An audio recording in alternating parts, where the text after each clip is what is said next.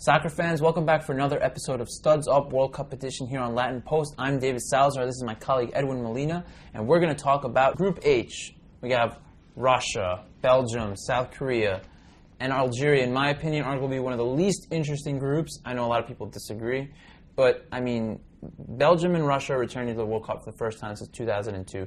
South Korea, you know, they're an enigma. Actually, again, I had an interview with Mario Kempes of ESPN Deportes.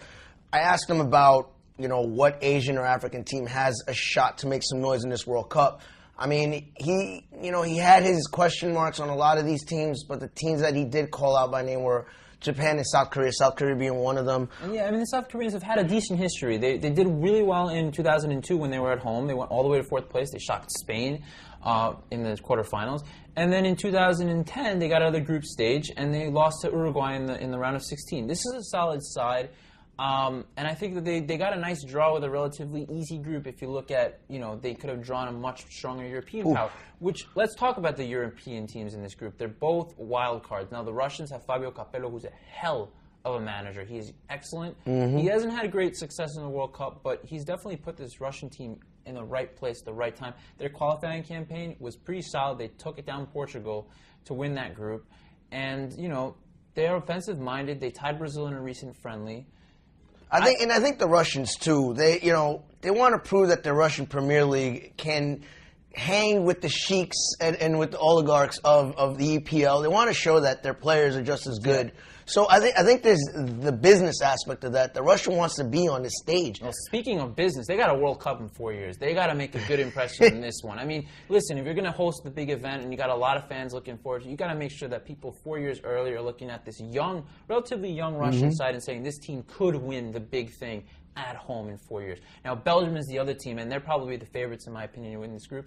They got Thibaut Courtois in net, phenomenal goalie for those, you know, everyone knows him from Atletico Madrid. They have Eden Hazard, who had a great year with Chelsea. You know, Dembele, they have Vincent Kompany in defense, and I'm even missing a bunch of other guys. Here's my question about Belgium. They're notorious for parking the bus and boring you to this death. is an exciting, fast-paced scoring side. I mean, that's a relative low bar for Belgium, though, as far as exciting. But this is a scoring side. They were great in qualifiers. They took down a group that had Croatia. They had Wales. This is a good, this is a good scoring side, and I think that you look at this group and you say, this is Belgium's group to lose if they play up to their standard.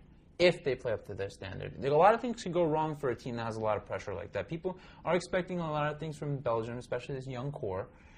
And if they, you know, the pressure gets to them, they could implode. This could be a group where we see Korea emerge as the top side. It wouldn't be out of the realm of possibility. I mean, I like their consistency.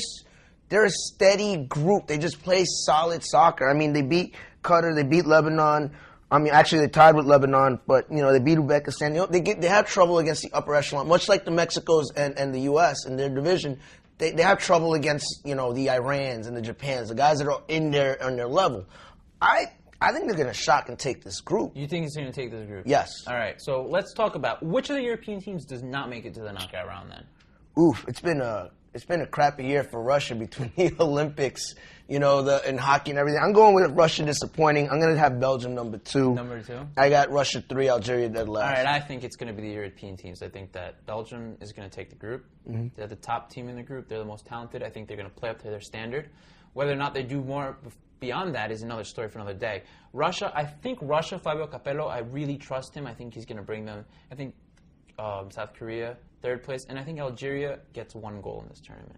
Thank you guys for joining us on this episode of Studs Up World Cup edition here on Latin Post. Please stay tuned for more pre-World Cup coverage, including the business side, Team USA, and other major storylines that are going on. We're going to be here all tournament long. I'm David Salazar. This is my colleague Edwin Molina. Please find us on Facebook, on Twitter, or on LatinPost.com. Thank you.